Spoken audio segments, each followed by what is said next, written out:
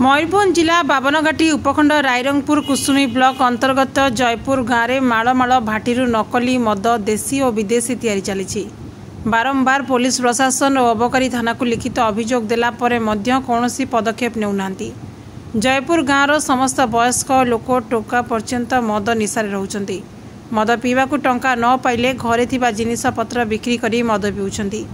ए सबको विरोध कले महिलांक सह मारपीट करुछंती।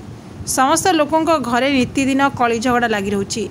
ए बाबद जयपुर गाँवर समस्त महिला आसी रायरंगपुर उपखंड टाउन थाना एसडीपीओ गोकुलानंद साहू को एक लिखित अभियोग करिसेंती। ए अभियोग रे महिला माने जयपुर गाँव को निशामुक्त मद बिक्री बंद करने लिखित अभियोग करिसेंती। रायरंगपुर पुलिस एसडीपीओ अबकारी जिलापाल यार तदंत न कले ग्रामवासी ऑफिस घेराव करिए बोली चेतावनी दैछंती।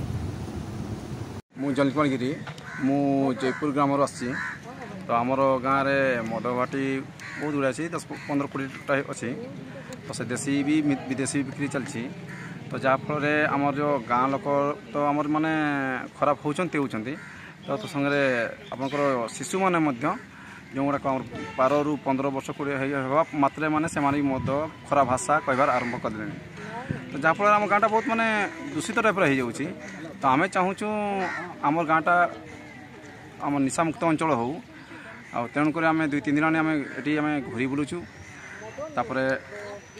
एसडीपी ऑफिस को भी आसीचु आम फांडी भी आम सब कही सारीचु तो सब कलेक्टर भी कहगलानी अबकारी विभाग को कहगला तो अवश्य आज कहते आम पदक्षेप नबू कहते है फोर्स पठे भी कहते तो देखा जदि यह जदि न हुए तबे आम लास्ट आम कौन करूँ अबकारी ऑफिस तब सब कलेक्टर ऑफिस आम समस्त गाँव आसिक मिलित होकर आम सब रास्ता घेराव भी करूँ रास्ता अवरोध भी कर। मयूरभंज रायरंगपुर जिला सांबादिक जितेंद्र कुमार अग्रवाल रिपोर्ट विशेष खबर।